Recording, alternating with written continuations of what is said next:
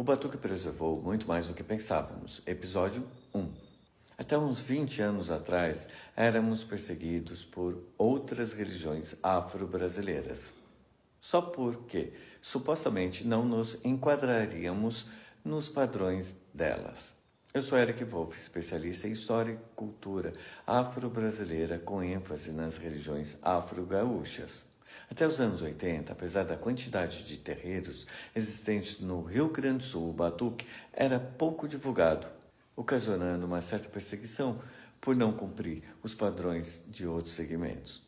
Porém, naquela época, não entendiam que não precisavam mudar, pois os costumes haviam sido preservados mais do que imaginavam. Parte 1. A partir desse momento, abra a mente e acalme o coração, porque as coisas podem ser diferentes.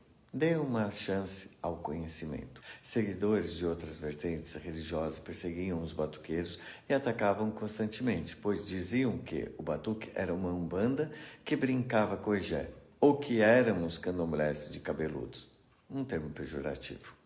E quando viam algum dos orixás do batuque, o chamavam de caboclo. E quando observavam os olhos abertos dos orixás, diziam que estavam mistificando. Antes de seguirmos, não esqueça de curtir e compartilhar para ajudar o nosso canal. E com o tempo, ainda em São Paulo, nós começamos a mudar essa imagem negativa do batuque. Graças ao poder da internet, foi mais fácil o contato com os povos iorubás, a origem do culto orixá.